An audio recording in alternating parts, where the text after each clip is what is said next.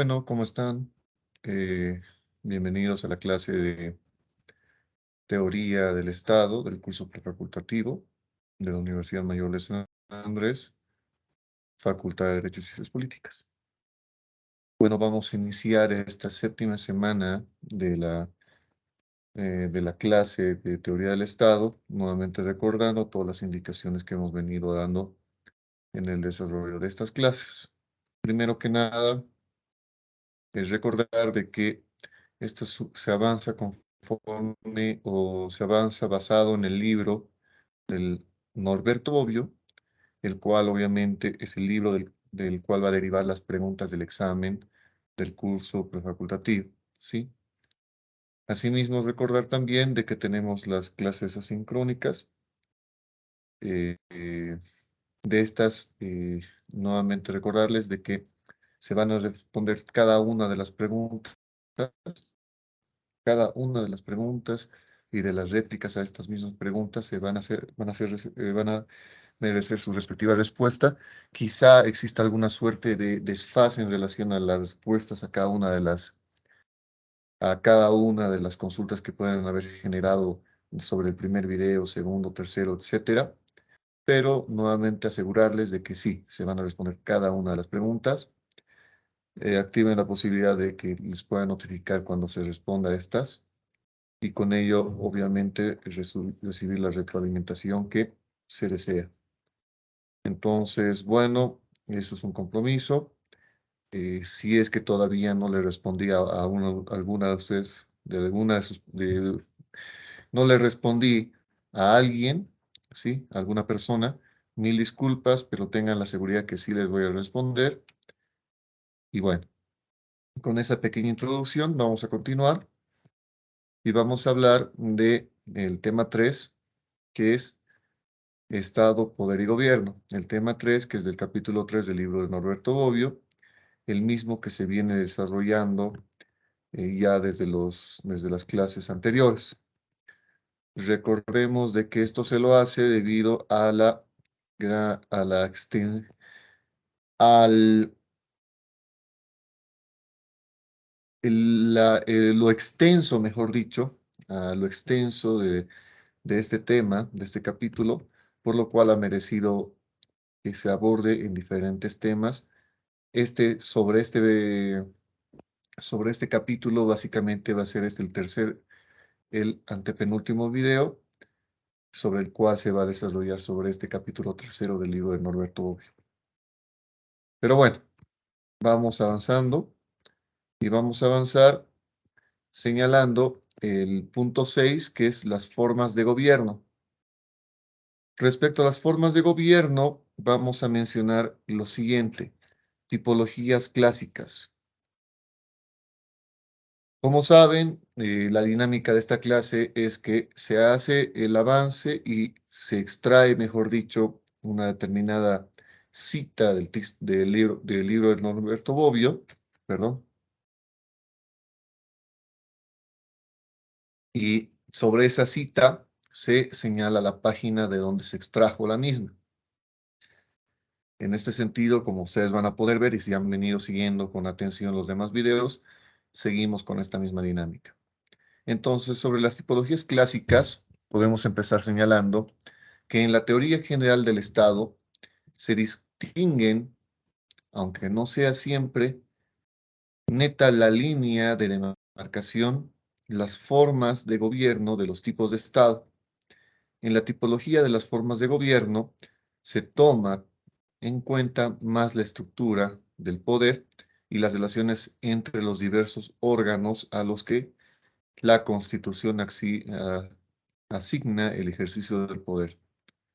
En la tipología de estados, lo que vamos a ver en el siguiente video, se toma más en cuenta las relaciones de clase, las relaciones entre el sistema de poder y la sociedad subyacente, las ideologías y los fines de carácter histórico-sociológico. Entonces, cuando hablemos de formas de gobierno, estamos hablando puntualmente de la forma por la cual se ejerce el poder. El poder, obviamente, que es inherente al Estado, que hablamos del poder público. En ese sentido, pues ahí marcamos la primera distinción de lo que vamos a ver en el siguiente video, que son las formas de Estado. Sobre las formas de gobierno, entonces, y la relación del ejercicio del poder, podemos empezar señalando, o citando, mejor dicho, a Aristóteles en su libro Política, la política de Aristóteles, que nos señala, y que es citado obviamente por Norberto Bobbio en su referido libro, y nos dice que con base en el número de gobernantes, monarquía o gobierno de uno, podemos hablar de que, mejor dicho, que la clasificación que hace Aristóteles en relación a las formas de gobierno, lo hace con base al número de gobernantes, si quienes participan en el ejercicio del poder. Cuando es uno solo, se habla de monarquía, ¿sí? Cuando es gobierno de uno, se habla de monarquía. Cuando es gobierno de pocos, se habla de aristocracia, nos dice Aristóteles. Y cuando el gobierno es de muchos, hablamos de democracia. Entonces, primera distinción, primera clasificación sobre las formas de gobierno de Aristóteles es, por un lado, monarquía, por un lado, aristocracia y por otro lado, democracia, con la consecuente duplicación de las formas corruptas, ¿sí? Es decir, sobre estas también existen sus formas corruptas, por lo cual, ¿cuál es la degeneración de la monarquía, según Aristóteles, y citado por Bobbio, obviamente? Es tiranía. Entonces, cuando se degenera la monarquía, el gobierno de uno se deriva en tiranía. Cuando obviamente, se corrompe, se degenera la aristocracia, deriva en oligarquía. Y la politeia, sí que es el nombre que Aristóteles le asigna a la forma buena de gobierno, ¿no? De muchos, ¿sí? ¿Cuál es la variación? Obviamente la degeneración termina siendo democracia. Entonces, de politeia a democracia. Por otro lado, también podemos citar a otro pensador muy conocido que le hemos venido citando hace mucho, desde hace rato, desde hace sí, previos videos, y que obviamente también es citado por Norberto Bobbio, que es Nicolás Maquiavelo en su obra El Príncipe. Y obviamente él las reduce a dos, deja este sistema de tres formas y Maquiavelo los reduce a dos, que son básicamente la monarquía y la república. Ubicando en el género de las repúblicas tanto la aristocracia como a la democracia, con base a la consideración de que la diferencia esencial está en el gobierno de uno solo, de una persona física, y el gobierno de una asamblea o de un cuerpo colectivo. ¿Sí? Entonces, lo que nos plantea Maquiavelo, citado por Bobbio, es que existe por un lado un gobierno de uno, ¿sí? Es una persona que puntualmente es el príncipe, y por otro lado, el gobierno de muchos o de unos pocos, pero al fin y al cabo que derivan en una asamblea, y por lo cual Maquiavelo lo plantea como república. Esta cita lo hacemos también de la página 144 del libro de Norberto Bobbio.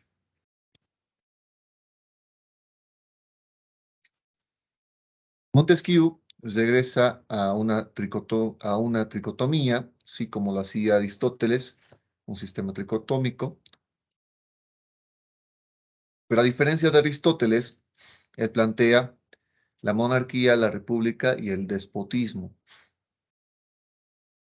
¿Y qué entiende por despotismo? Montesquieu entiende que como el gobierno de uno solo, pero sin leyes ni frenos. En otras palabras, como la forma degenerada de la monarquía. Entonces, incipientemente podemos hablar de la degeneración de la monarquía, termina siendo despotismo. Además, Montesquieu agrega un nuevo criterio de distinción, el criterio de los principios, ¿sí? Con base a los principios, o sea, con base a las diferentes resorts que inducen a los sujetos a obedecer. ¿Qué principio será el que exigen las monarquías? Será el honor. Y en las repúblicas, la virtud, y en el despotismo, el miedo. Entonces, a partir del honor es que se tiene un monarca, ¿sí? Se ejerce el poder a partir de la monarquía. A partir de la virtud, se deriva, se ejerce en repúblicas. Y a partir del miedo, tenemos el despotismo. Esto también citamos del libro de Norberto Bobbio en la página 145 en este caso.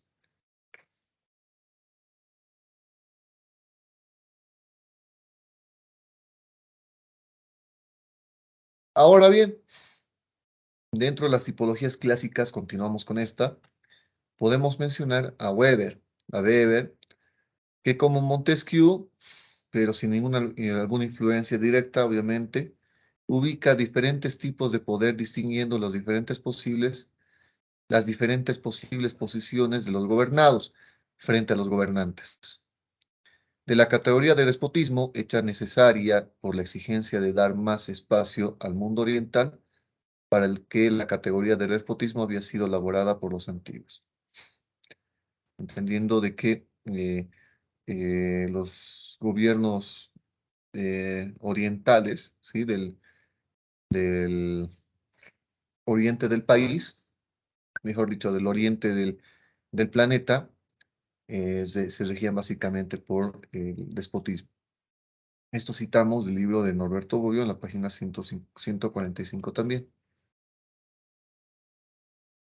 Ahora, Kelsen, nuestro amigo Hans Kelsen, sostiene que la única manera rigurosa para distinguir una forma de gobierno de otra consiste en conocer el diverso modo en el que una constitución regula la producción del ordenamiento jurídico.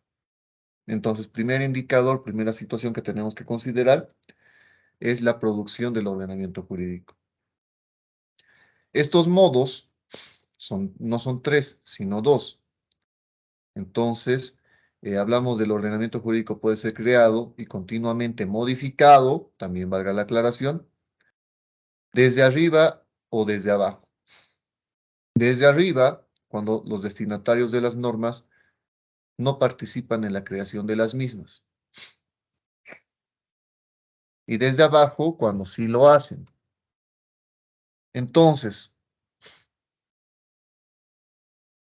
Kelsen llama a la primera forma de producción a la segunda autónoma. Sí, básicamente esto citamos de la página 146 y también a estas dos formas podemos comprender que son dos formas puras o ideales de gobierno. La autocracia, por un lado, la de que es de arriba hacia abajo, y la democracia que es de abajo hacia arriba. ¿Por qué? Porque ¿quiénes son los destinatarios de las normas, del ordenamiento jurídico? Es la población, el pueblo. Si cuando la producción de estas normas, mejor dicho, cuando no participan los destinatarios en la producción de estas normas, podemos entender de que obviamente las decisiones de la creación de esta normativa y del mantenimiento de las mismas, la modificación, etcétera, se mantiene dentro de la esfera de la cabeza, obviamente, del ordenamiento, en este caso político. Por lo cual, pues podemos entender de que aquí estaríamos en presencia de la autocracia, que terminaría siendo eh, lo contrario a la democracia, en el sentido que en democracia los destinatarios de las normas y los que tienen la obligación, obviamente, de cumplirlas, terminan también participando en la producción de estas. Y al participar en la producción de estas, pues se entiende y entran dentro de la clasificación según Kelsen de democracia.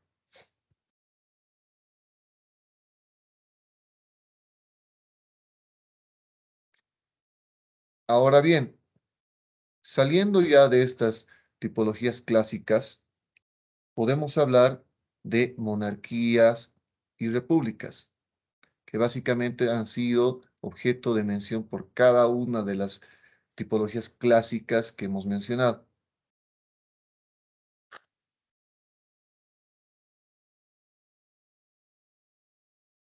Mil disculpas. Entonces,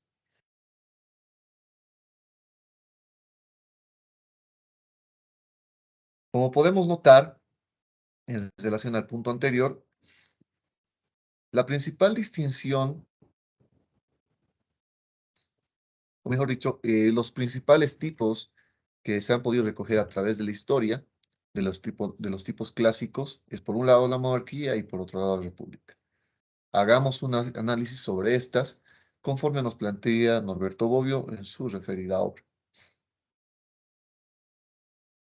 Y en su referida obra podemos hablar que la tradicional relación entre monarquía y la república en los últimos 50 años ha cambiado completamente.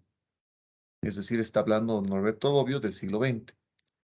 El gran Estado territorial moderno nace, crece y se consolida como un Estado monárquico. Es el regnum, no contrapuesto a las res públicas, sino a las civitas. Esto nos dice en la página 148. La monarquía representa la forma de gobierno de los modernos, la república de los antiguos, o bien o en la época moderna, la forma de gobierno adecuada para los pequeños estados. La primera república que después de Roma nace en un territorio vasto es la República Federal de las 13 colonias americanas. Estamos hablando de Estados Unidos. Se da una constitución que es concebida a imagen y semejanza de una constitución monárquica en la que el jefe de Estado no es hereditario, sino electivo. Entonces, ¿qué nos parte diciendo Norberto Bobbio en relación a esto? Nos dice que república es una idea que se ha tenido desde la antigüedad y que se ha reservado principalmente a los estados pequeños. Eh, obviamente consideraron también el presidente de Roma, pero después del presidente de Roma, los estados pequeños eran los que tenían quizá la posibilidad de transformarse en una suerte de república. Res populus, ¿no? Cosa pública. Ahora bien, ¿qué nos dice? Que dónde se ha vuelto a tener una república en la modernidad, en la cual no solamente en una república no eras de un estado pequeño, sino un estado vasto, ¿sí? De un sistema político vasto, ha sido el de las 13 colonias, es decir, Estados Unidos, que nace con su respectiva constitución. Esto en el siglo XVIII. Pero, ¿qué nos dice?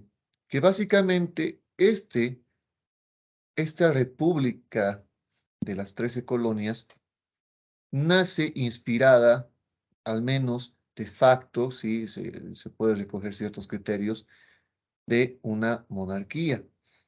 ¿Por qué? Porque obviamente erige como máxima autoridad de esta monarquía, de este Estado, de este sistema, de sistema político, de este orden político, a una autoridad que es símil a un monarca que termina siendo el jefe de Estado. Y solamente cuál será la distinción en relación al monarca es que este jefe de Estado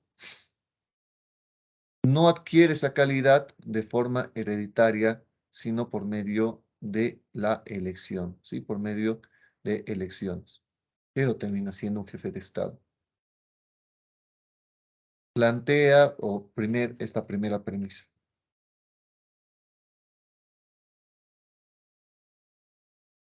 Ahora bien, en un primer momento, como nos dice Bobbio, la monarquía es el gobierno de uno solo.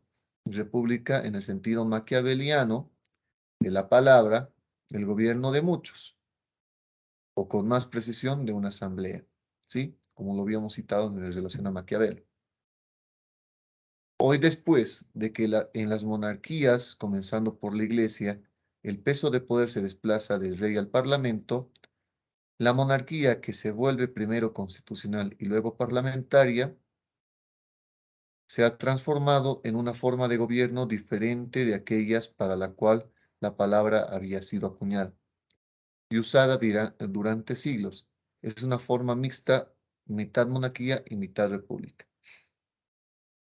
Es que obviamente esto se basa en la realidad, en lo que ha venido sucediendo ha sucedido en la historia, en la cual tenemos que las monarquías, al menos occidentales, europeas, que siguen manteniéndose como tales, al menos en una gran mayoría, y sobre todo la más destacada que conocemos, que es la británica, ha, mejor dicho, ha desnaturalizado en un sentido no agresivo de la palabra la idea de monarquía. ¿Por qué? Porque se ha transferido varias de las funciones de gobierno a otro órgano, a otro ente que termina siendo el Parlamento, que primero se le entendió como monarquía constitucional, entendiendo de que el monarca tenía, sí tenía todavía la potestad de gobernar, pero siempre limitado por las normas, en este caso las normas de carácter constitucional. Pero después, ya con el desarrollo de la normativa y el desarrollo de ese sistema político, se han transformado en monarquías parlamentarias en el sentido de que ya transfiere, pues bueno, la faceta de gobierno al parlamento. Entonces, estas monarquías, eh, podemos entender de que han avanzado y han entendido de que tienen un carácter de monarquía por un lado y república por el otro, sobre todo cuando hablamos de las funciones del parlamento, y terminan entendiéndose como, pues, eh, un modelo mixto, ¿sí? Que tiene una idea de ser mixto, porque recoge ambos lineamientos. Esto nos señala Norberto Bobbio en su libro, ¿no? En la página 148. Ahora bien, sigamos con monarquía y república y mencionamos esta vez a Kant, Immanuel Kant, que llama de forma republicana a aquella en la cual rige el principio de la separación de poderes, aunque el titular del poder de gobierno sea un monarca. Entonces, no importa que existe un monarca si es que existe esta situación de separación de poderes, nos plantea Kant. Y si existe esta separación de poderes, termina pues erigiéndose como una república. De tal manera, república adquiere un nuevo significado que ya no es el Estado en general y tampoco el de gobierno asambleario contrapuesto al gobierno de uno solo, sino es el de una forma de gobierno que tiene una cierta estructura interna, incluso compatible con la existencia de un rey.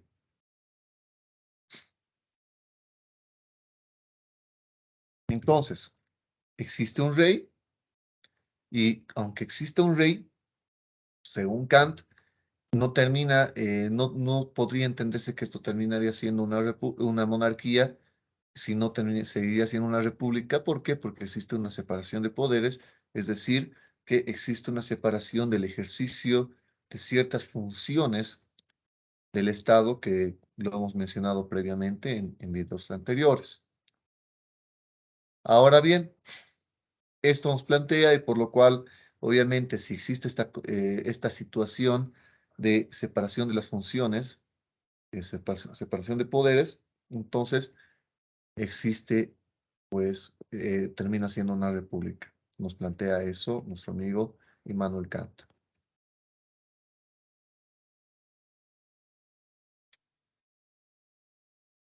Ahora bien, la distinción ahora común entre la forma de gobierno presidencial y la parlamentaria, dentro obviamente de república, como no hemos podido entender, porque básicamente Aquí ya no termina siendo un indicador, como nos señala Kant, nuevamente la existencia de un rey para que deje de ser república. Por más que exista un rey, sigue siendo república, si existe separación de poderes. Entonces ingresamos a otro ámbito, que ingresamos a la idea de, por un lado, un sistema de gobierno presidencial y por otro parlamentario. El primero es aquello en el que la rige una neta separación entre el poder del gobierno y el poder de hacer leyes. Entonces, cuando hablamos del presidencialismo, hablamos de que el poder de gobierno está en un órgano, si en uno recibe esta faceta una autoridad, y por otro, separado del primero, se encuentra otro órgano o un grupo de personas que se arrogan la facultad, el poder de hacer leyes. La separación basada en la elección directa del presidente de la República, que también es jefe de gobierno. Sí, en el sistema presidencial, obviamente, al presidente de la República se lo elige a través de elecciones, que también es el jefe de gobierno. Sí, es que no solo termina siendo el jefe de Estado, sino que también es el jefe de gobierno. ¿Por qué? Porque tiene las funciones de gobierno. Y en la responsabilidad de los miembros del gobierno frente al presidente de la República y no frente al Parlamento. Es decir, en la composición de los miembros del gobierno, que terminaría siendo el gabinete, estos son responsables no frente al Parlamento por sus funciones, sino son responsables al presidente, que es la cabeza, es decir, el jefe de gobierno. En cambio, por otro lado, el parlamentarismo, ¿sí? El sistema parlamentario, hablamos que es la que es aquella en la que más que separación hay un juego completo de poderes recíprocos entre el gobierno y el parlamento, basado en la distinción entre jefe de Estado y jefe de gobierno. Entonces aquí no existe una suerte de separación propiamente dicho de estas funciones, sino es una suerte de juego de funciones entre diferentes órganos, en el cual obviamente incluso se los confunde. Y en ese sentido, no se erige en una sola autoridad, en una sola persona, la faceta de jefe de Estado y la faceta de jefe de gobierno, sino se separa. Muy distinto al presidencialismo, que en el presidencialismo la faceta de jefe de Estado y la faceta de jefe de gobierno recae en el presidente. En el parlamentarismo no. En la elección indirecta, el jefe de Estado de parte del Parlamento y en la responsabilidad de gobierno frente al Parlamento, que expresa mediante el voto de confianza o de desconfianza. ¿Cómo se escogen a estas personas? En este caso, al jefe de gobierno por medio de una elección indirecta y también al jefe de Estado en algunos casos, según el modelo, obviamente, según de qué Estado se trate. También puede ser por esta forma, de forma indirecta, o de otra forma que también se pueda plantear en su respectivo modelo. De parte del Parlamento y en la responsabilidad del gobierno frente al Parlamento, es decir, los que participan en la faceta de gobierno son responsables no directamente, no únicamente al jefe de gobierno, sino al Parlamento, que se expresa mediante el voto de confianza o de desconfianza. Si el Parlamento puede dar este voto de confianza o de desconfianza a los que participan en la ejecución del poder, es decir, en el gobierno. Entre estas dos formas puras existen muchas formas intermedias, como siempre lo va a haber. ¿Sí? ¿Por qué? Porque siempre se trata de extraer las virtudes de una y de la otra, traer ciertos criterios, por ejemplo, que al jefe de Estado se lo pueda votar, que al jefe de gobierno se lo pueda votar, que exista una suerte de comunión en algunas funciones, etcétera. Hay muchas formas intermedias, cada una con sus respectivas particularidades. Evidentemente, Bobbio no dice algo que no es obvio, sí, algo que que no está claro, es algo que está clarísimo, que está a la vista y paciencia de las personas. Entonces, esto lo mencionamos en la página 150 del libro de Bobbio. Seguimos con monarquía y república. La distinción común entre gobierno presidencial y gobierno parlamentario, podemos hablar que es principalmente por el hecho de que es ser puramente formal, construida sobre los mecanismos con los que debería funcionar el sistema de poderes constitucionales. Entonces, ¿qué podemos mencionar? Que esto está relacionado a el sistema de poderes constitucionales como indicador, obviamente, de la distinción entre presidencial y parlamentario. Y obviamente pero también hay que considerar que ha sido, que más que en una operación efectiva, ha sido poco a poco suplantada por tipologías más atentas a la relevancia de los poderes reales, aunque informales.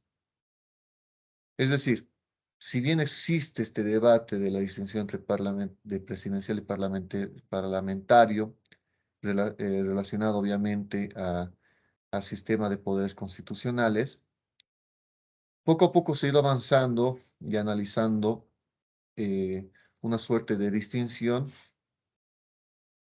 superando la idea obviamente formal y se va a lo real, en lo cuales existe otras distinciones que también podemos mencionar y que lo vamos a mencionar de hecho. Esto es la página 150 del libro de Norberto Bobbio.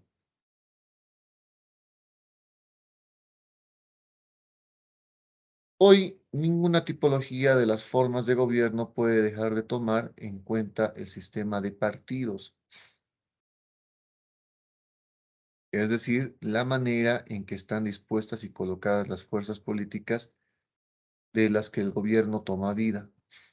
El sistema de partidos influye en la constitución formal hasta alterar su fisonomía. Desde hace tiempo, Duverger observó que el sistema de partidos influye particularmente en el régimen de la separación de poderes.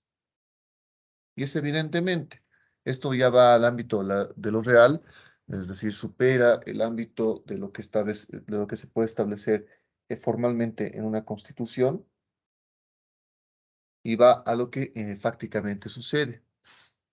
El sistema de partidos en los cuales hoy, a partir de esto, se va trastocando la idea, la forma ideal de estos sistemas presidencial o parlamentario, en el cual en la práctica termina confundiéndose uno con el otro. ¿Por qué? Porque básicamente este sistema es que se sobrepone, ¿sí? El sistema de los partidos políticos, en los cuales, por ejemplo, anticipo un ejemplo, será que un presidente sea del partido de la mayoría del parlamento. Entonces, obviamente, en ese sentido ya estaría una suerte de, fácticamente se estaría alejando de lo formal que establece la Constitución y desnaturalizando, obviamente, esta situación de lo que se termina siendo, por un lado, un órgano, si hablamos del presidencial, y por otro lado, el otro órgano. ¿Por qué? Porque básicamente se concentra en un partido. Bobbio nos plantea ya esto en su referida obra en su página, en la página 151.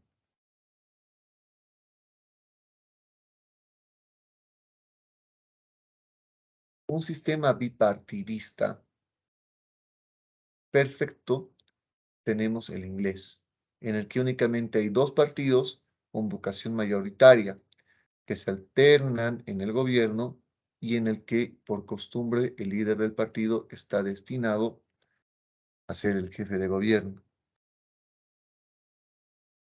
Si sus elecciones, si su partido obviamente gana las elecciones.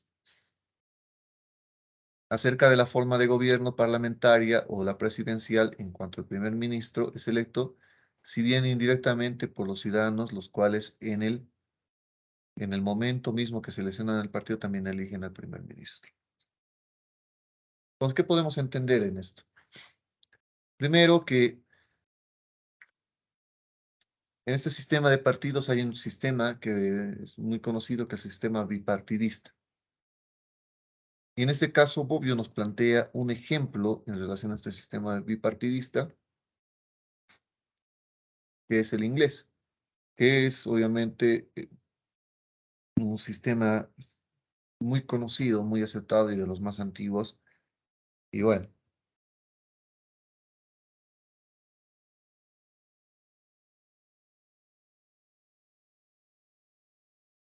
mil disculpas nuevamente. Entonces, de este sistema bipartidista, que nos dice que estamos obviamente bajo lo formal que es un gobierno parlamentario. Nos dice que obviamente según el gobierno parlamentario inglés, que las personas eligen a quienes van a gobernar en su representación de forma indirecta. ¿Y cómo lo hacen? Pues obviamente votando por un partido, reconociendo implícitamente que como posible sucesor de primer ministro terminaría siendo el líder del partido. Entonces, implícitamente estarían votando por una persona. Pero obviamente esto no está establecido, ¿no? Sino es que se sobreentiende. Por lo cual, ¿qué es lo que materialmente votan estas personas? Es básicamente al partido. Se maneja este sistema bipartidista, ¿por qué? Porque van alternando uno con el otro, en el cual un partido tiene una corriente ideológica, una corriente política, que se contrapone en algunos términos frente a la otra.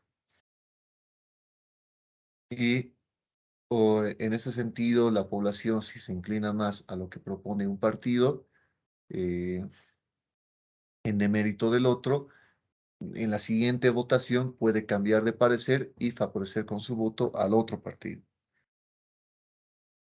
Entonces, como se puede entender, este sistema este sistema bipartidista tiene sus características que, y sus connotaciones que incluso pueden formalmente desnaturalizar a lo que entenderíamos por gobierno parlamentario. Obviamente esto solo es en cuestiones fácticas, en cuestiones de hecho, pero que básicamente se los viene trabajando como tales.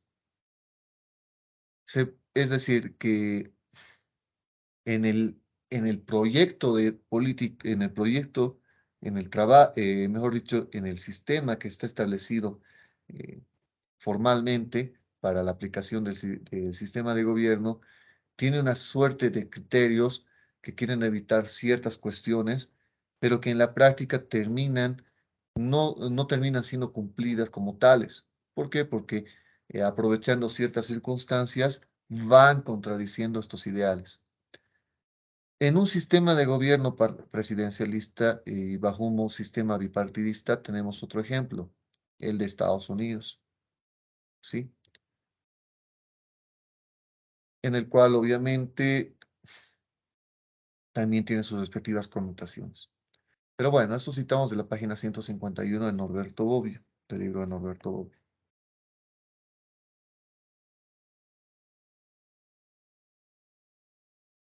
Ahora, seguimos y hablamos del sistema monopartidista. Mono, que básicamente significa uno, bi era dos, ¿no? En este caso es mono, uno. Cualquiera que sea la constitución formal, da origen a una forma de gobierno en la que el máximo poder está concentrado en el comité de partido y su secretario a despecho de todos los órganos, ¿sí? Colegiados populares previstos por la Constitución. Tan es así que hoy la distinción tradicional entre despotismo y democracia, tema que no pasa este sistema monopartista y el sistema monopartidista, ¿sí? Bueno, a ver, lo interpretamos un poquito más claro. En este caso, un partido es el que gobierna, ¿sí? Porque solamente se permite un partido para representar a la población. Entonces, que termina siendo que fácticamente, en contrapuesto a lo formal,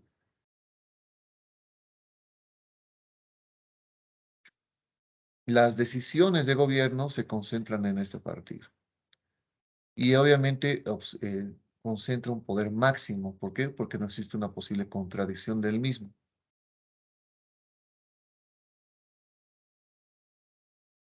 Y que ya analizando ya sobre el resultado práctico de este monopartidismo, terminaría siendo un despotismo, ¿sí?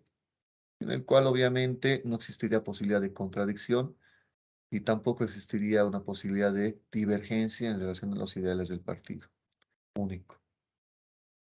Esto lo citamos de la página 151 del libro de Bobbio.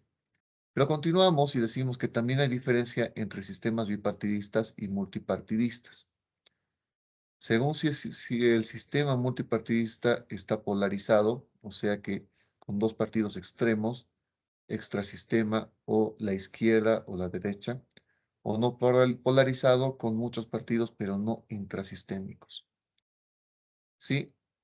Obviamente existe por un lado el monopartidismo, existe el bipartidismo, en el cual son dos partidos, pero también existe el multipartidismo, en el cual, pues este multipartidismo, el multipartidista, existen varios partidos en los cuales, pues, se construyen por diferentes razones que tratan obviamente de canalizar los ideales, la ideología de la población, pero que en este caso existe una suerte de, que puede existir dos cuestiones.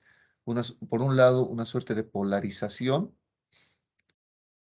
y por otro lado, una no polarización, en el cual obviamente si existe una polarización, independientemente de la cantidad de partidos que exista, cuando el ámbito político está polarizado en dos criterios, en dos extremos, podemos citar como ejemplo la derecha y la izquierda, pues de facto terminaría siendo pues que se debate entre un grupo de personas que representan a un criterio y otro grupo de personas que representan a otro, ya superando esta idea del multipartidismo. ¿Por qué? Porque básicamente se resumen en dos criterios. Como está sucediendo en Bolivia, sucedió recientemente en Brasil, etcétera, ¿no? Que si bien existen varios partidos, se canalizan básicamente en dos opciones, como ha sido el caso de eh, Luis Ignacio da Silva y Jair Bolsonaro. En primera vuelta ustedes han podido ver que la tercera opción, el tercer partido que quizá compitió, no superaba, si considero equivocarme, el 3% de los votos válidos. Entonces, si bien existe un multipartidismo, se concentra en dos partidos este debate. Ahora bien, cuando no está polarizado, entonces sucede de que esta cuestión el debate se va ampliando a varios partidos y de los cuales, pues obviamente, se tiene que hacer con una suerte de alianzas que se llama pactos y demás cuestiones. Como si seguramente pueden recordar revisando la historia, en el caso boliviano, digamos en los 90 principios de los 2000, donde obviamente existían varios partidos y en los cuales tenían cada uno su cuota de poder. 152 del libro de Norberto Bobbio.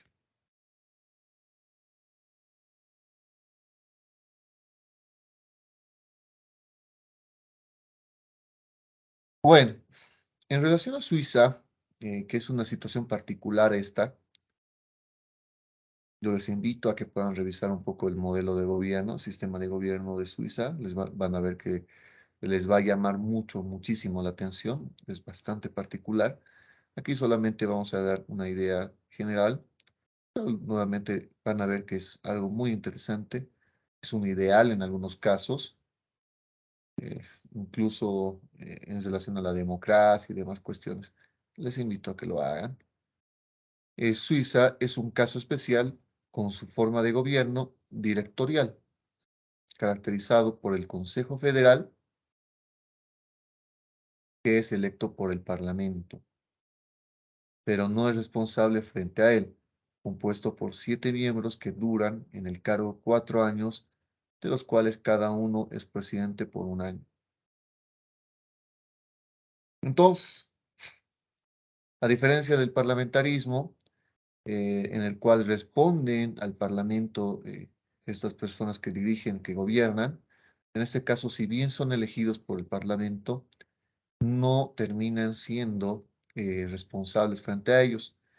Y una vez que son electos, van rotando de forma anual eh, la faceta de jefe de Estado, por un lado, ¿sí? En los cuales obviamente en un año una persona toma las funciones de jefe de Estado, pero que obviamente el directorio es el que realiza las actividades de gobierno y va rotando dentro de estas cuestiones. Entonces, muy interesante, nuevamente les digo, van a ver que incluso les va a explotar la cabeza en el sentido figurado. ¿Por qué? Porque es una cuestión que quizás hasta les parecería un poco complicada de visualizarse en otros países como el nuestro. Página 152 del libro de Google. Pero bueno, avancemos. Otras tipologías que podemos mencionar, vamos a mencionar obviamente o vamos a continuar con lo que nos plantea Norberto Bobbio, y vamos a citar que tomando como criterio de distinción no el partido, sino la clase política, entendida de acuerdo con Gaetano Mosca, lo vamos a citar bastante a Gaetano Mosca en adelante, como el conjunto de las personas que detentan efectivamente el poder político, o según la expresión introducida hecha popular por Ray Miles, la élite del poder. Se puede tener nuevas tipologías diferentes de las tradicionales y de las comunes en el derecho público. ¿Sí? Es decir, que a partir de ello, eh, avanzamos más allá de esta cuestión de los partidos e ingresamos pues a un conjunto de personas que detentan quizá en lo oculto, ¿sí? ¿Se acuerdan lo que habíamos hablado en algún momento? Efectivamente el poder público. Y estos obviamente entrarían dentro de la clase política, ¿sí? Que termina siendo una élite del poder. Desde este punto de vista, los gobiernos son oligárquicos, ¿sí? Si tomamos esta lógica, entonces sí se ingresaría a la lógica de la oligarquía, citando obviamente de la página 153. Mosca distingue obviamente las clases cerradas y las clases abiertas, en referencia a la organización de clases autocráticas cuyo poder viene de arriba y clases democráticas cuyo poder viene de abajo, como lo habíamos mencionado en algún momento, que lo había señalado en su momento Kelsen. Ahora bien, de la combinación de las distinciones resultan 4 formas de gobierno: el aristocrático respecto a la formación y democrático respecto a la organización, etcétera.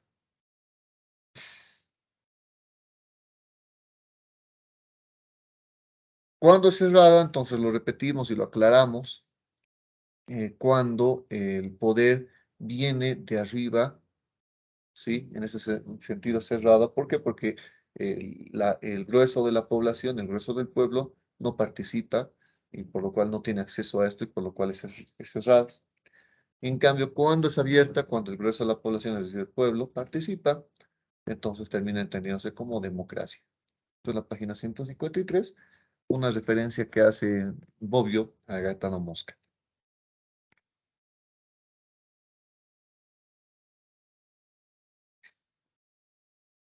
Otras tipologías que podemos mencionar, tomando como punto de referencia ya no la clase política, ¿sí?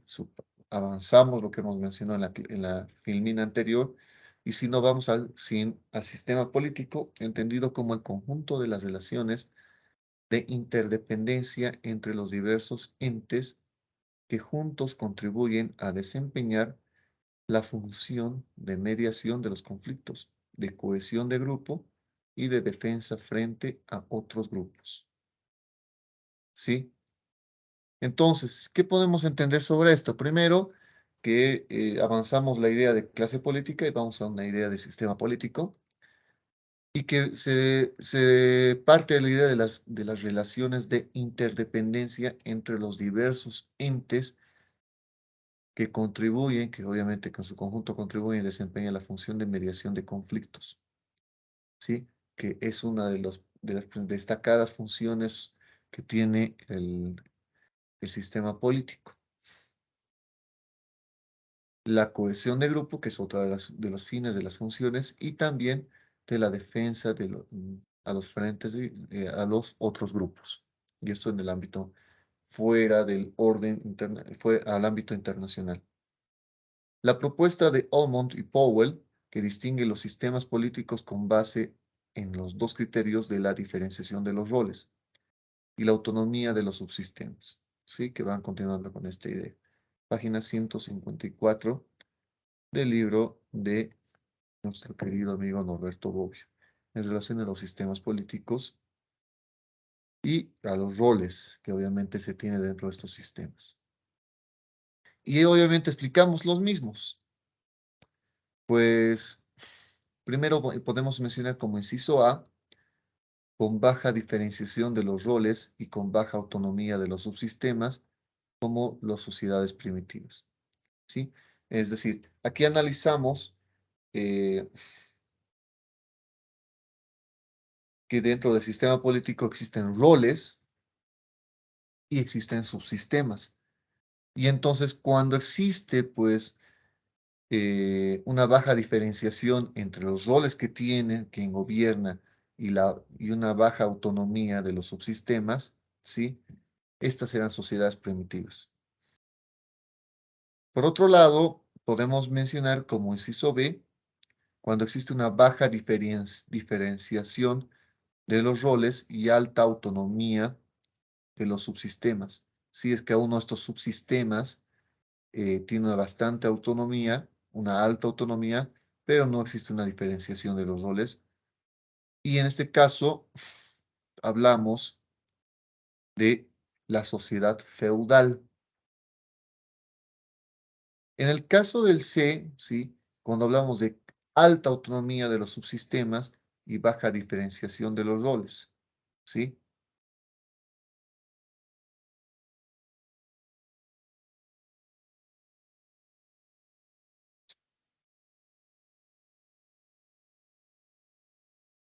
Que básicamente estamos citando obviamente textualmente a Norberto Bobbio, cómo podemos hablar de las grandes monarquías a partir nacidas de la disolución de la sociedad feudal.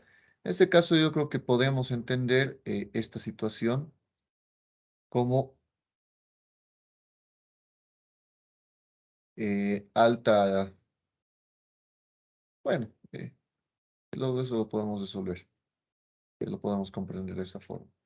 Y el inciso D como alta diferenciación de los roles y alta autonomía de los subsistemas, ya en la otra cara, la contramedida de esta cuestión, como los estados democráticos contemporáneos, ¿sí? Los modernos. Esto en la página 154 del libro de Norberto Bobbio, que lo pueden cotejar.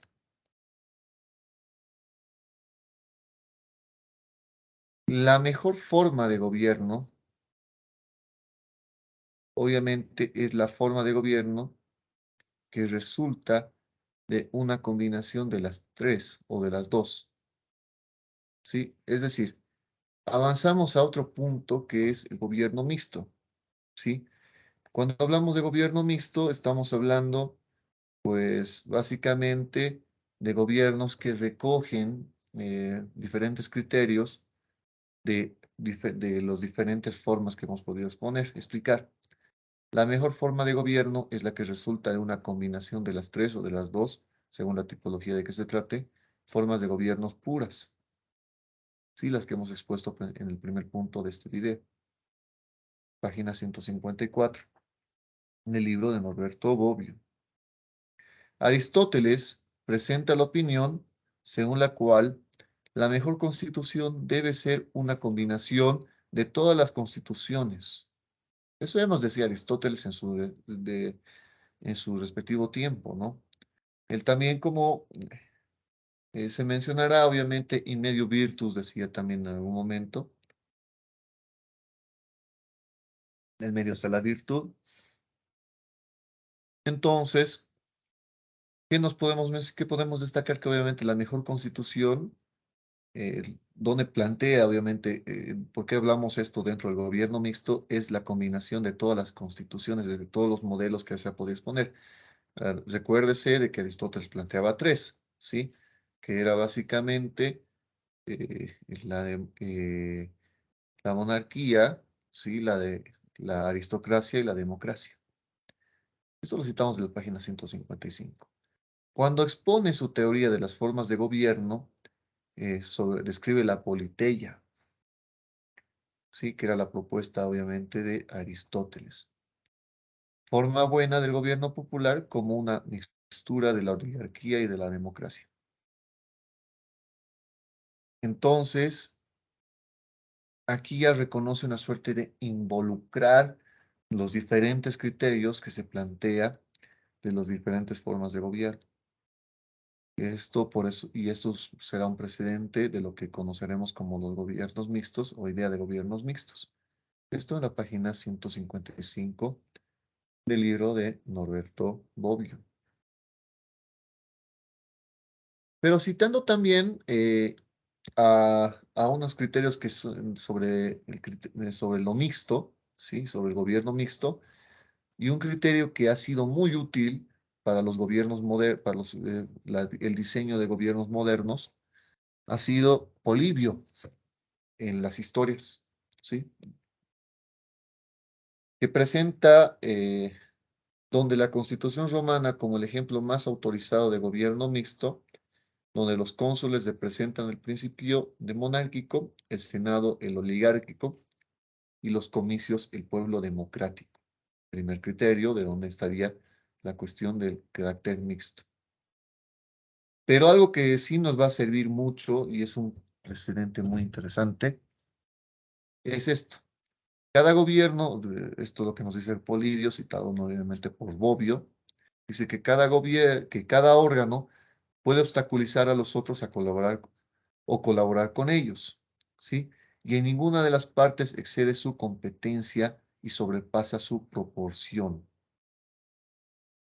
Entonces, cada órgano que se tiene, de los que ya había propuesto Polibio en el primer párrafo, este puede colaborar o puede obstaculizar con los otros, pero que esto no exceda de las partes su competencia o sobrepase su proporción de lo que se le ha asignado previamente.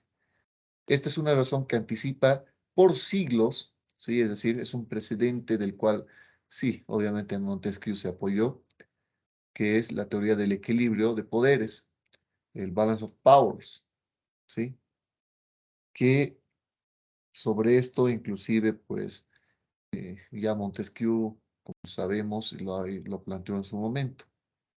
Esto sacamos de la página 155 del libro de nuestro querido amigo Norberto Bobbio.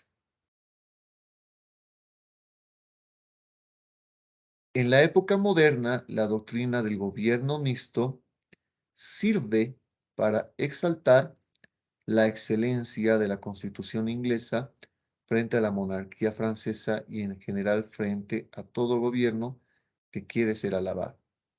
¿Sí? Porque en este caso, ¿qué hacemos? Estamos hablando obviamente de gobiernos mixtos a partir de las tipologías clásicas que hemos visto en el primer punto de este video.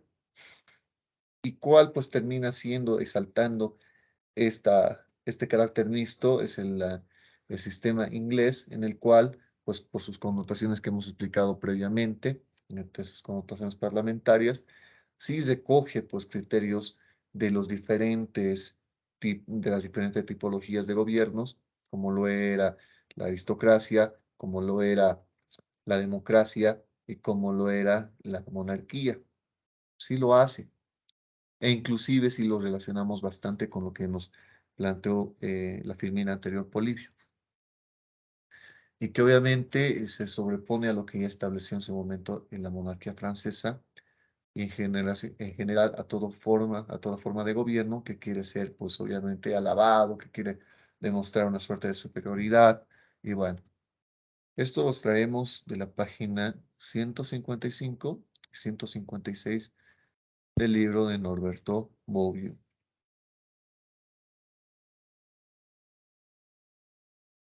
Pero bueno, sigamos hablando sobre esto y podemos citar a teóricos absolutistas y teóricos del absolutismo, de los cuales entienden que el Estado que no conoce ni reconoce entes intermedios, como Bodin y Hobbes, critican la doctrina del gobierno mixto por la misma razón por la que sus partidarios la sostienen. La distribución del poder soberano en órganos diferentes y distintos tiene como efecto el peor de los inconvenientes que puede llevar un Estado a la ruina, la inestabilidad.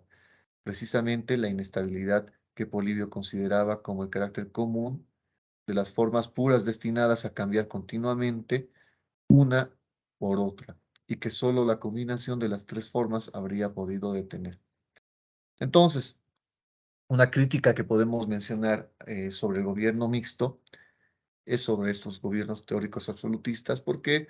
Porque básicamente parten de la idea de que plantear esta posibilidad permite la posibilidad de que existan inconvenientes en el desarrollo del Estado y que esto puede llevarse a su ruina por la inestabilidad en la toma de decisiones, etcétera, y todo ello. Y que inclusive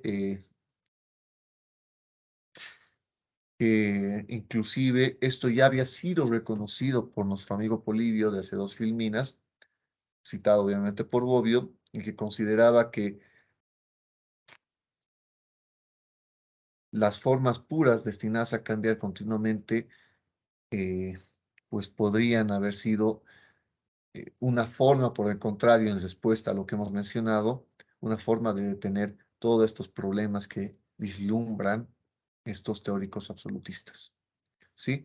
Esto citamos de la página 156 del libro de Norberto Bobbio.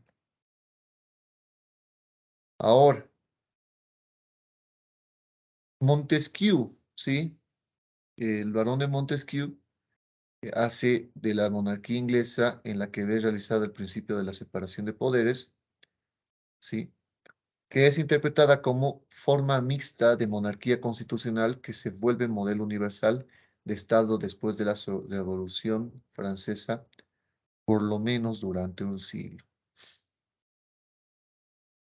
Montesquieu, por la característica cómo realizado obviamente sus estudios, pues se apoyaba mucho de las experiencias de, de otras naciones en las cuales veía cómo se había desarrollado el ámbito del desarrollo del poder, ¿sí? De la ejecución del poder, y denota pues ciertas virtudes de la monarquía inglesa, y a partir de ello pues reconoce esta situación de el principio de separación de poderes.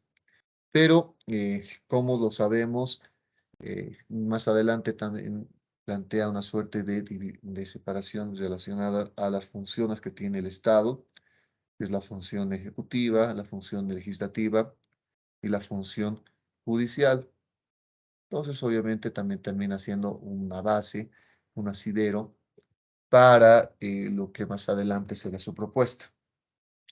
Pero bueno, sigamos con esta idea de gobierno mixto y vamos a citar a Carl Schmitt, ¿sí? Que sostiene que las constituciones del moderno Estado de derecho burgués son mixtas porque en ellas están siempre unidos, mezclados diversos principios y elementos.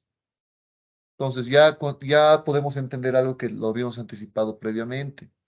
Sí, en estos estados modernos, en los cuales se establecen ciertos criterios, puntos intermedios, pues ya implícitamente terminan siendo gobiernos mixtos.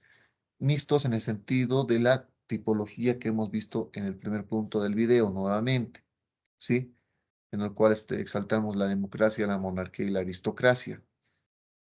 Ahora, en este sentido, podemos mencionar que en cuanto tales confirma una antigua tradición según la cual el ordenamiento público ideal descansa en la unión y mezcla de los diversos principios políticos.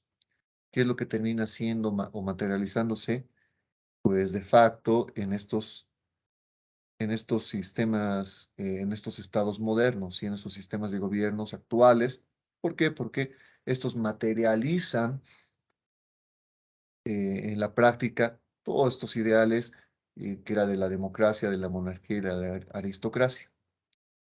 Y eso ya lo hemos mencionado bastante en este video. Sí, habíamos mencionado, se acordarán, por ejemplo, en el caso de la monarquía, que, como citaba Kant, se acordarán que no importa que exista un rey, si existe una separación de poderes, pues básicamente termina siendo una república, pero obviamente si existe un rey. Entonces existe también connotaciones de monarquía, es decir, ya entra un punto intermedio, un punto mixto. O lo que habíamos mencionado de la observación que había realizado Polibio en relación de que existía ya en Roma una calidad de la Cámara de los Censores en los cuales representaba la aristocracia, algo que se refleja, por ejemplo, en la actualidad. En la actualidad, evidentemente, existen unas cámaras, por ejemplo, la Cámara de los Lores en el gobierno inglés, en los cuales representan a la aristocracia. Entonces, bueno, es un gobierno mixto, ¿sí? Y bueno, y evidentemente ya se tiene como característica esta situación, citado en la página 157 del libro de Norberto Bobbio. Y nuevamente citamos a nuestro amigo Gaetano Mosca, o no lo citamos nosotros, sino lo cita Norberto Bobbio. Dice que los mejores regímenes entienden aquellos que han tenido mayor duración. Una vez más, el valor de una constitución reside en su estabilidad. Son los gobiernos mixtos donde por gobiernos mixtos entienden no solo aquellos en los que son combinados los diversos principios, sino aquellos en los que el poder religioso está separado del poder laico y el poder económico está separado del poder político. A ver, sobre esto podemos mencionar que donde exalta Gaetano Mosca la calidad del gobierno mixto es porque estos gobiernos mixtos han denotado que ser mejores regímenes. ¿Y cómo han sido, cómo se transforman en mejores regímenes? Pues por su duración, por su mayor duración. Entonces, por esto es que exalta estos gobiernos mixtos, porque terminan siendo mejores regímenes y son mejores regímenes porque, según su lógica, son los que han durado más. Entienden no solo aquellos en los que son combinados, pero además avanza en esta idea de gobiernos mixtos, porque hasta el anterior filming habíamos hablado sobre los gobiernos mixtos, aquellos que combinan los diferentes principios de la tipología clásica, es decir, democracia del pueblo, aristocracia de un grupo de personas y obviamente monarquía, ¿sí? En el cual es gobierno de uno. Es decir, no solamente tiene gobiernos mixtos por el reconocimiento de esta figura, ¿sí? De esta combinación de estos diversos principios, sino también cuando son mixtos, cuando el poder religioso está separado, ¿sí? Del poder del Estado, del poder político, es decir, se considera un poder laico, y el poder económico está separado del poder político. Por eso también es gobierno mixto, según lo que nos plantea Gaetano Mosca. Esto, mil disculpas, citado en la página 157 del libro de Norberto Bobbio. Ahora bien, continuamos. Y continuamos mencionando que en el siguiente video vamos a avanzar sobre ya lo último que nos señala Gaetano Mosca lo vamos a mencionar ya en la tipología, en las formas de estado. Sin embargo, de aquello es muy importante recordar o proponerles algo que también ya les había propuesto en su debido momento. Es que traten de definirlo, ya sea exponiéndolo en el foro o ya sea planteándolo de forma interna, si no es necesario que lo exhiban en el foro, cada una de las ideas bases de cada uno de estos puntos. Y esto yo les he pedido que lo hagan. Quizá en el anterior video no alcancé a repetirles esta propuesta, se los hago ahora. Y hablar, obviamente, de la distinción que podemos mencionar en relación a este punto. Las tipologías clásicas, ¿cuáles eran? ¿Cuál era la tipología clásica que nos planteaba Aristóteles? La de Maquiavelo, la tipología de Weber, la de Montesquieu, etcétera, y cuáles eran las connotaciones y diferencias una de las otras. Exactamente esto es lo que podrían revisar en relación a las tipologías clásicas y como han podido ver en el desarrollo del avance, pues la comprensión de estas tipologías clásicas nos ayuda a comprender la parte final del video y obviamente es los gobiernos mixtos.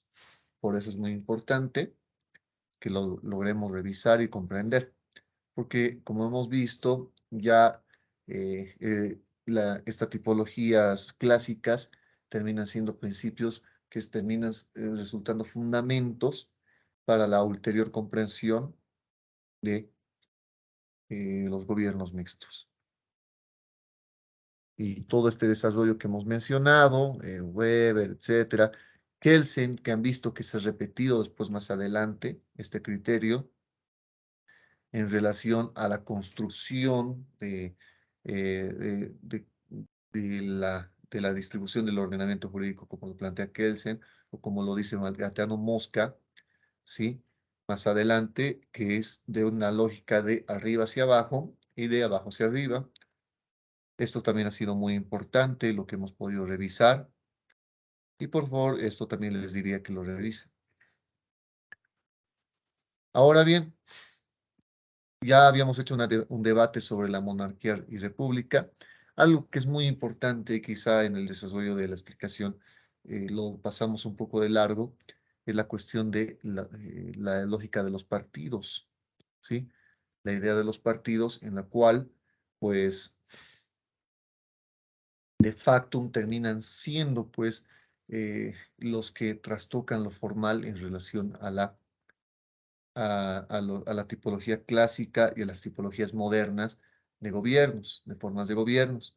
Por lo cual, habíamos hablado que según el partido, un gobierno puede perder de facto esa calidad de ser partido un modelo presidencialista, por ejemplo, o un gobierno parlamentarista. Que habíamos quizá darles un ejemplo en el sentido de que un gobierno presidencialista como por los partidos políticos puede perder esa calidad debido a que al ser el presidente, el líder del partido, que es mayoría en el órgano, en el otro poder, en el órgano legislativo, pues termina siendo, ocupando las funciones tanto del órgano ejecutivo, pero también de facto, también del órgano legislativo. Y esto podría tomarse en cuenta, pues, cuando en comparación al parlamentarismo, en el cual obviamente, pues, el que gobierna el Estado en un modelo parlamentario, también es el líder del Parlamento, ¿sí? Entonces, bueno, que es el primer ministro. Como han podido ver, esta idea de los partidos puede trastocar un poco esta idea. Y también cómo puede trastocar esta idea, también en el sentido de conocer que sabemos que en un sistema presidencialista al presidente se lo escoge por voto, pero en un modelo parlamentarista como el inglés, si bien se vota por el partido dominante, pero en algunos casos se vota por el partido, por un partido, mejor dicho, sabiendo de que están votando por su líder. Es decir, si bien no están votando directamente por el líder, están votando por ese partido porque el líder del partido es de agrado de las personas que votan. Entonces, obviamente, ahí también podemos ver un ámbito en el cual este modelo parlamentarista se puede colegir, se puede ingresar al ámbito de comprender que tendría ciertos resabios del presidencialismo. Y otro elemento que ha sido muy importante que hemos hablado en relación al partidismo es esta distinción entre el monopartidismo, bipartidismo y multipartidismo. Y sobre el monopartidismo, quizá no hemos hecho mucho énfasis, quizá lo vamos a hacer, sí, lo vamos a hacer con un poco mayor de detalle en el siguiente tema, en el siguiente video, mejor dicho, pero anticipamos de que en relación a esto, cuando hablamos de monopartidismo, estaríamos hablando de lo más cercano al despotismo, como se ha reflejado en el desarrollo de la tipología clásica. Porque básicamente, y lo hemos dicho en este video, no existe pues una suerte de distinción de facto eh, de las, de la, mm, de la autoridad máxima que tendría este partido y de la autoridad máxima, sí, del poder máximo que tendría frente a la población. Porque al existir un solo partido, las decisiones y todo el poder se concentra en este partido, dejando de lado inclusive los gobiernos, inclusive ignorando las características o los deseos que puedan tener o las nuevas corrientes o nuevos pensamientos que pueda tener la población.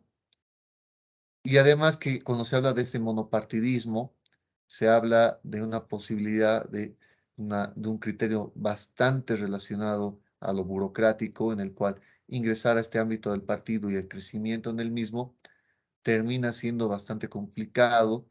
No quiere decir que no se lo pueda hacer, pero que el acceso a este partido estaría reservado a muy limitadas personas, alejándolo de la esencia que tendría, obviamente, tener los partidos de una idea, pues, de criterios o inspiración democrática. ¿Por qué? Porque básicamente que la población en general pueda acceder al partido para, obviamente, a través del partido, decidir sobre el rumbo del Estado es bastante complicado. ¿Por qué? Porque el partido también tiene un carácter cerrado, cosa que, como lo hemos explicado también en este video, existen dos tipologías, el que es cerrado y el abierto. En este caso sería cerrado. ¿Por qué? Porque estaría muy complicado de que una persona común que no forma parte de la clase política ingrese a participar en el partido. Y obviamente tomar en algún momento algún espacio de decisión del mismo. La idea del monopartidismo es muy sencilla en los países donde existe un solo partido, un partido único. Existen algunos casos, incluso en la actualidad existen países que siguen con esta idea de un solo partido, un modelo monopartidista. Pero bueno, seguramente también podemos entender diferentes cuestiones en su beneficio. Lo único que nosotros estamos limitándonos es en la explicación de Norberto Bobbio. Ahora, en relación al bipartidismo, que como lo hemos explicado, es básicamente que existan dos partidos, el primer partido, o mejor dicho, dos partidos que tengan ideologías contrapuestas, no sobre todo en general, pero sí en algunos criterios, y de los cuales van alternando por lógica razón, por desgaste de los pensamientos de cada uno de los partidos, van alternando en el gobierno. En el libro de Bobbio cita el modelo inglés. Podemos citar nosotros por nuestro lado el de Estados Unidos, en el cual también se evidencia pues esta alternatividad, perdón por el mal uso del término. Y ejemplo de aquello es que el actual presidente es del Partido Demócrata, pero en el anterior presidente era del Partido Republicano, y el anterior a este era demócrata, y a su vez el anterior a este era republicano. Como pueden ver, es una una alternación en relación al acceso al gobierno de los Estados Unidos y que seguramente se irá manteniendo. Tendrá ciertos criterios favorables, desfavorables, pues bueno, ya se ingresará ya a un estudio más propio, que seguramente ustedes lo harán en el desarrollo de pregrado. Pero como pueden denotar, a partir de ello, pues ahí tenemos una lógica, mm, una consecuencia, mejor dicho, de esta cuestión del bipartidismo. Quizá alguna crítica podríamos mencionar en el sentido del acceso también, en el cual forma parte de estos partidos, quizá estaría reservado a diferentes personas y etcétera. No creo al nivel de un monopartidismo, pero bueno, podría influenciarse. Y el tercer criterio que hemos mencionado es el multipartidismo, es decir, que no se limita solamente a dos partidos, sino a más. Y a estos ya creo que lo hemos explicado bastante en la explicación en su debido momento, en el sentido de que puede ser polarizado, en un entorno polarizado y no polarizado, polarizado como en el caso de las últimas elecciones en el Brasil, ¿sí? O no polarizado, como lo hemos mencionado en el caso de Bolivia, en el siglo, en la década de los 90, a principios de los 2000, y bueno, como puede evidenciarse en otros modelos. Actualmente, si podemos analizar, es que la corriente está más inclinada a lo polarizado, pero no de forma absoluta, ¿no? Evidentemente, varios países han ido a segunda vuelta, por lo cual han requerido ir a segunda vuelta en el sentido de que quizá ha habido un tercer partido, un tercer y cuarto partido que ha recibido una respetable o considerada eh, cantidad de votos que ha meritado, obviamente, primero que tenga su reserva de escaños en el Parlamento. Podemos citar el caso de Ecuador, el caso de Colombia, podemos citar el caso de Chile, entre otros, ¿no? Va a ser muy interesante igual esto. Pero bueno, esto ya lo hemos mencionado en el punto respectivo. Y sobre las otras tipologías, pues quizá puede ser incipientemente un poco complicada de comprenderlas. Sin embargo, sobre estas, creo que hay que tomar en cuenta el indicador que es base, ¿sí? En este caso, por ejemplo, ya hemos hablado de la clase política como indicador, como nos señala Gaetano Mosca, eh, y también habíamos hablado sobre otro indicador muy interesante que es el sistema político, ¿sí? ¿A través de qué? De roles, por un lado, y de subsistemas, que estaría compuesto del sistema político y obviamente todo lo que hemos explicado. Ahora bien, y ya sobre el gobierno mixto, pueden ustedes destacar y hacer una pequeña suerte de resumen. Nuevamente no es tarea, no es de ninguna forma obligatorio. Lo único que vale en este caso es el examen que van a dar una vez que concluyamos los cursos prefacultativos. Pero bueno, sería de utilidad para que ustedes puedan comprenderlo. Quizás hasta pueden repetir esta misma idea para sus otras materias, pero seguramente ya tengan su propia metodología en las otras. Pero bueno, que mencionar de que en estos gobiernos mixtos no es ninguna novedad actual. La idea de un gobierno mixto sobre las tipologías clásicas ya ha existido, ¿sí? Es algo que ya se vino manejando desde Aristóteles, es lo que hemos explicado previamente, no lo vamos a volver a repetir, para eso lo tienen en el video, está grabado. Ya habíamos hablado de Polibio, que quizás es muy importante porque es el presidente de lo que después sería la propuesta del Balance of Powers, y es el check and balance, sí, frenos y contrapesos, que ha sido utilizado primero que nada por Estados Unidos en la constitución de las 13 colonias. Y bueno, también podemos mencionar que este mismo criterio ha sido aplicado pues ya en diferentes democracias o en diferentes gobiernos mixtos, mejor dicho, que como os voy a explicar, y tener un jefe de Estado como tal, pues ya tiene connotaciones de un gobierno monárquico, ¿sí? Entonces ya por sí solo o tener una cámara, qué sé yo, de censores o senadores o de lores, ya tiene connotaciones de gobierno aristocrático, etcétera. Pero bueno, ese debate creo que ya lo hemos tenido, ya lo hemos explicado. Sin embargo, sobre ello, destacar nuevamente que Polibio ha tenido un importante rol para esto del gobierno mixto, pero para este criterio de gobierno mixto, y de lo cual pues ha sido de utilidad inclusive para pensadores mucho tiempo después, sí, pensadores que han tenido su cabida mucho tiempo después, como ha sido Montesquieu. Y ya hemos recogido incluso criterios como el balance of power, ¿sí?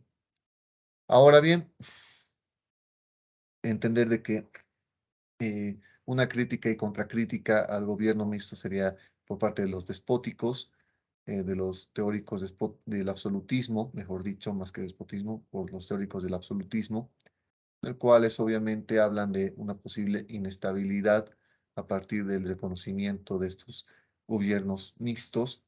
Sin embargo, como se puede comprender y recoger, pues más al contrario, estos gobiernos terminan comulgando un esquema, un sistema que puede terminar evitando precisamente este carácter que venimos, que es la inestabilidad, etcétera, ¿no?